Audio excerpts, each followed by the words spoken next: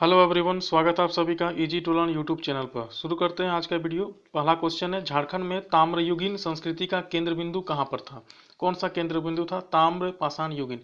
देखिए, जो पाषाण काल है उसको तीन युगों में बांटा गया है। पहला पैलियोलिथिक एज, पैलियोलिथिक एज यानी कि आपका पूरा पाषाण काल। दूसरा आता है मेसोलिथिक यानी कि मध्य पाषाण काल, और तीसरा आता है नव पाषाण काल यानी न्यूलिथिक एज। और उसके बाद तीनों युग के बाद आता है आपका मेटल एज। ठीक है, मेटल एज यानी कि उसके बाद आता है मेटल एज। मेटल एज में दो, एक होता है चैल्कोलिथिक पीरियड और दूसरा आता है आयरन युग यानी लोह युग। तो बात कहाँ का हो रहा है? चैल्कोलिथिक पीरियड का।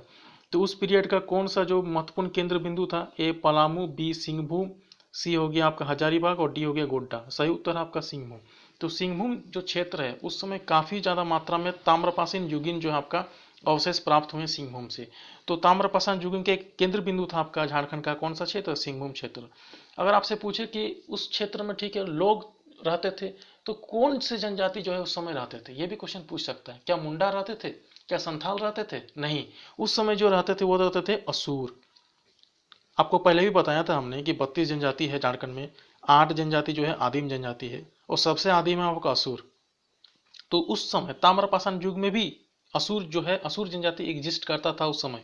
असुर के साथ साथ बिरजिया भी एग्जिस्ट करता था, बिरहोर भी एग्जिस्ट करता था। जो आपका सबसे तीन आदिम जनजाति यही लोग है, असुर, बिरजिया और बिरहोर। तो उस ताम्रपाषाण युग में भी ये जन मौजूद थे और इनका जमाव कहाँ पर था? सिंहभूम में। अगला प्रश्न है, ढाल विद्रोह कितने वर्षों तक चला? चलिए आपको पहले बताता हूँ ढाल विद्रोह कब से कब तक चला, क्यों चला, और इसमें जो प्रमुख नेता कौन थे, प्रमुख व्यक्तित्व कौन था जिसने बढ़ चढ़कर इसमें भाग लिया था। ढाल विद्रोह हुआ था, देखिए सबसे पहले अंग्रेजों का प्रवेश होता है झारखंड में सिंहभूम की ओर से। ठीक है, सिंहभूम की ओर से होता है। सिंहभूम की ओर से अंग्रेजों का जैसे प्रवेश होता है तो यहाँ के जो लोग थे, सिंहभूम के जो लोग थे, वो नहीं चाहते थे कि कोई बाहरी लोग यहाँ आकर बसे। तो शुरू से ही ये लोग विद्रोह करने में उतारू थे, विद्रोह कर रहे थे। ठीक है, और इनको एक व्यापक रूप दिया गया इन द फॉर्म ऑफ ढाल विद्रोह। और इनका नेतृत्व किसने किया था? जगन्नाथ ढाल ने। और ये विद्रोह चला कब से का? 1767 से लेकर 67 से लेकर 1777 ईस्वी तक, 77 तक, यानी कितने वर्षों तक? 10 वर्षों तक आपका ढाल विद्रोह चला। ठीक है, आपको यह भी बता दें कि कुछ समय के लिए, ठीक है, अंग्रेजों ने जगन्नाथ ढाल को अपदस्थ कर दिया, उनको गद्दी से हटाया। ठीक है, उसके बाद नीमू ढाल यानी जगन्नाथ ढाल के भाई को राजगद्दी पर बैठाया गया था, नीमू ढाल को। ठीक है, लेकिन कुछ समय बाद जगन्नाथ ढाल भी भीतर भीतर जो है क्या करने लगे? विद्रोह करने लगे। अंग्रेज काफी परेशान होने लगे जगन्नाथ ढाल से, और अंततः 1777 में जगन्नाथ ढाल को ही आपका ढाल भूमि का राजा बना दिया गया, और तब से जो है विद्रोह शांत हो गया।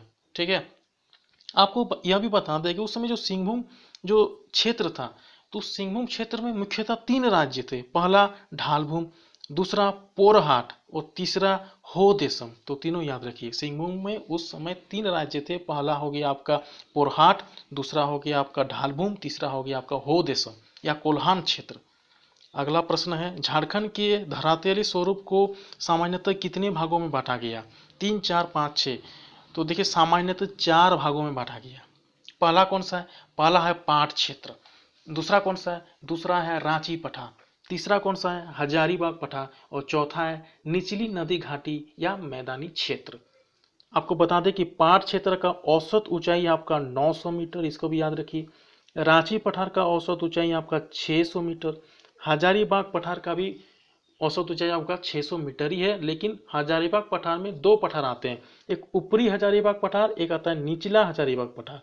ऊपरी हजारीबाग पठार का जो ऊंचाई है, औसत ऊंचाई 600 है, और निचली हजारीबाग पठार का औसत ऊंचाई है 450 मीटर। और चौथा तो आपको बता दिया निचली नदी घाटी है मैदानी क्षेत्र। आपको यह भी बता दें कि जो पारसनाथ है आपका, वो किस में है? अब को बताना है, वो हजारीबाग पठार में आता है। ठीक है, लेकिन कितना है उसका ऊंचाई? 1365 है मीटर है। ठीक है, लेकिन आपने देखा कि पाट क्षेत्र का औसत ऊंचाई 900 मीटर है, लेकिन हजारीबाग का जो पारसनाथ है 1365 मीटर है, लेकिन जो औसत ऊंचाई है उसका कितना है? 450 मीटर ही है। इसको आपको ध्यान में रखना है। चलिए, और आपको यह भी बताते हैं कि पाट क्षेत्र को पश्चिमी पठार भी कहा जाता है, क्योंकि पश्चिम में, झारखंड के पश्चिम में, इसलिए कहा जाता है पश्चिमी पठार या फिर पाट क्षेत्र। और कौन कौन सा एरिया है लगभग आप देख सकते हैं, उधर हो गया आपका गुमला तरफ, गुमला, ठीक है, रांची के एकदम पश्चिम में जो जो आपका जिला आता है, ठीक है, वे आपका पाट क्षेत्र के अंदर आते हैं। इनमें से कौन कौन से जिले आप देख सकते हैं कि आपका हो गया लोहरदगा हो गया, गुमला वाला और लातेहार का कुछ क्षेत्र जो इसमें शामिल है पाठ क्षेत्र में। चलिए अगला प्रश्न है, झरिया पानी जलप्रपात कहाँ स्थित है? झरिया पानी जलप्रपात, देखिए झरिया वैसे आपका धनबाद में है, लेकिन झरिया पानी जब जलप्रपात पूछे तो आपका उत्तर कौन सा होगा? दुमका। ठीक है, झरिया पानी जो जलप्रपात है वो आपका दुमका में। दुमका में कुछ और भी महत्वपूर्ण जलप्रपात है, जैसे तपात पानी जलप्रपात, ततलोई जलप्रपात, ठीक है, नूनबिल जलप्रपात, सारे नाम आपको याद रखने चाहिए। नूनबिल जलप्रपात हो गया, एक हो गया भूमका जलप्रपात, ये भी आपका कहाँ है? दुमका में। इसको याद रखना आसान है, दुमका कहाँ आ रहा है लास्ट में? तो भूमका, इसमें भी कहाँ आ रहा है लास्ट है? तो दुमका भूमका, तो भूमका जलप्रपात हो गया कहाँ आपका? दुमका में। ठीक है, तो एक बार रिपीट कर देता हूँ, तपात पानी, देखिए एक ताता पानी भी है, ठीक है, ताता पानी, ये ताता पानी जो है ना आपका, ये लातेहार में है, और तपात पानी है आपका दुमका में। ध्यान रखिए, ताता पानी है लातेहार में, तपात पानी है आपका दुमका में। ठीक है, एक है सुसुम पानी, पानी वाला सबको याद करवा देता हूँ आपको, पानी है सुसुम पानी, ये आपका धनबाद में है।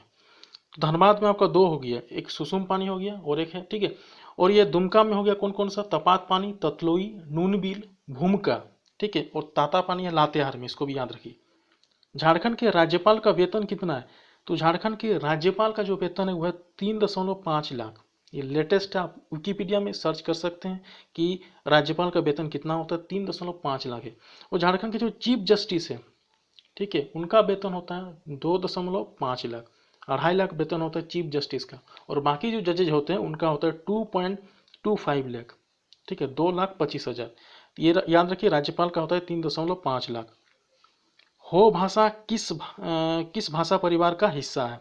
देखिए झारखंड की जो बोली है, भाषा है, उनको 3 वर्गों में बांटा गया है। एक आष्टिक भाषा परिवार, दूसरा भारोपीय, तीसरा आता है आपका द्रविड़ भाषा परिवार। ठीक है, अब आपको एक ट्रिक बताता हूँ जिसमें आप सभी भाषा को जान पाएंगे कौन किस भाषा परिवार में आता है। देखिए आष्टिक भाषा परिवार को मुंडारिक भी बोला जाता है या मुंडारी भाषा परिवार भी इसको बोला जाता है। अब ट्रिक को ध्यान से सुनिएगा, ट्रिक से आप जो है आसानी से इसको कर सकते हैं किस तरीके से हम भाषा परिवार को चूज करें। तो देखिए एक है ट्रिक आपका सम्मुख, जैसे कोई किसी के सामने है तो उसको क्या बोलेंगे? वो मेरे सम्मुख में है, सम्मुख। तो इसको याद रखिए, कैसे लिखेंगे? स मु और ख, सम्मुख। एस ए से हो गया संथाली, मु से हो गया मुंडारी, और के एच से हो गया खड़िया, और एच से हो गया हो, यानी कि संथाली, मुंडारी, के एच से खड़िया, एच से हो गया हो। ये सम्मुख याद रखिए, मुंडा परिवार से। मु आ गया माने मुंडारी, ये जो सम्मुख पूरा आ गया, मु आ रहा है तो मुंडारी भाषा परिवार या ऑस्ट्रिक भाषा परिवार। सम्मुख ऑस्ट्रिक भाषा परिवार में आता है सम्मुख, यानी संथाली, मुंडारी, के एच से हो गया खड़िया और एच से हो गया हो। दूसरा है आपका द्रविड़ भाषा परिवार, तो इसको याद रखिए, कुडुम,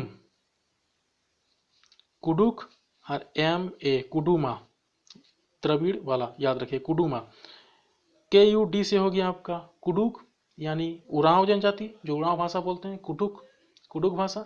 और मैं में से हो गया मालतो, मालतो भाषा कौन जनजाति के लोग? सोरिया पहाड़िया और माल पहाड़िया। तो दोनों ट्रिक आप याद रखिए।